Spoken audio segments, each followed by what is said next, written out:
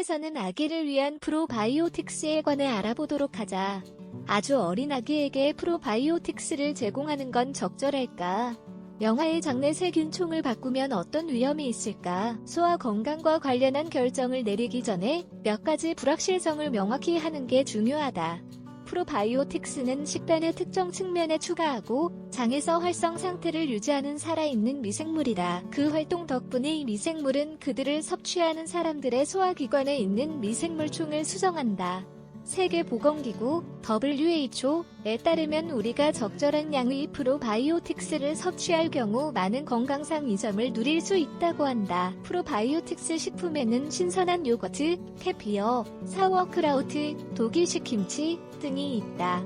장내 세균 총장의 균형 잡힌 미생물총은 인체 건강에 필수적이다. 사람과 그 안에 사는 미생물 간의 협력은 장기 및 단기 건강을 결정한다. 여러 연구에 따르면 위장관에 서식하는 세균총은 여러 가지 이점을 가져다준다. 예를 들면 다음과 같이 말이다. 장내 세균총은 장의 점막과 관련한 림프 조직의 분할을 돕는다. 이는 유익한 박테리아 균주를 인식하고 미래의 질병에 대비하는 법을 배우는 면역체계와의 시너지 효과로 변환된다. 그래서 요약하자면 그들은 신체 방어에 도움이 된다. 장내 박테리아는 우리 혼자서는 할 수 없는 특정 식물성 다당류를 인식하고 분해한다. 과학 출판물들에 따르면 이 활동은 인간 1일 칼로리의 10%를 차지한다고 한다.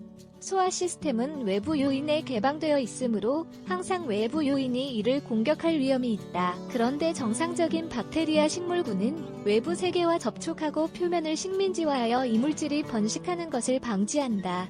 위에서 말한 내용은 장내 세균총이 인간에게 가져다주는 몇 가지 이점이다. 이는 공생적 관계인데 그들은 우리 없이 살 수 없으며 우리 또한 그들 없이 살 수 없기 때문이다.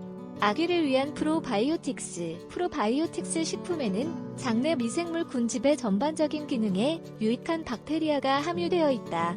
이들 중 일부는 젖상균, 비피더스균 및 사카로마이세스 블라디다. 건강한 미생물에는 이미 이러한 미생물이 포함되어 있지만 이를 섭취하는 사람이 기존 질병이 없는 경우 그 양을 늘리는 게 좋다. 하지만 신생아의 경우에는 어떨까? 아기를 위한 프로바이오틱스 사용을 옹호하는 연구 2014년에 수행된 한 연구의 결과는 다음과 같다. 생후 첫 90일 동안 589명의 신생아를 모니터링했다. 그들 중 일부는 프로바이오틱스 박테리아인 락토바실러스 루테리, 렉토버실러스 레이오테리를, 다른 일부는 가짜를 공급받았다. 부모들은 아기의 장 건강을 나타내는 다른 요인 중에서도 토하는 빈도, 울음시간, 소아과 의사 방문 횟수, 입원을 모니터링하도록 요청받았다. 프로바이오틱스를 복용하는 아기와 그렇지 않은 아기 사이에는 변수에 상당한 차이가 있었다. 미생물이 장 질환으로부터 신생아를 보호했다는 뜻이다. 그러나 이것이 전부는 아니다. 이와 같은 다른 연구들에서도 장의 적절한 기능에 있어서 락토바실러스 루테리 박테리아가 유익하다는 사실이 드러났다. 이 경우 무유의 프로바이오틱스 드롭스를 적용한 영아에게서 영아 산통과 관련한 증상의 감소가 관찰되었다. 프로바이오틱스의 일반적인 이점 일반적으로 프로바이오틱스는 다음과 같은 여러 측면에서 성인과 어린이를 돕는 것으로 추정된다. 먼저 이를 섭취하는 사람이 항생제를 복용할 때 프로바이오틱스는 유익균의 성장을 촉진한다. 과민성 대장 증후군과 같은 장 질환의 증상을 감소시킨다.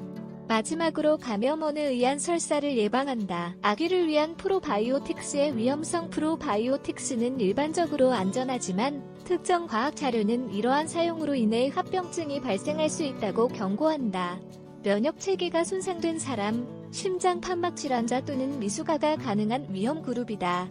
이는 박테리아가 이러한 상황에서 불균형하게 증식하여 위장염증, 면역기의 과도한 활성화 및 최악의 경우 균열증을 유발하는 경향이 있기 때문이다. 우리는 신생아에게 나타나는 이러한 질병의 정도를 완전히 알지 못한다.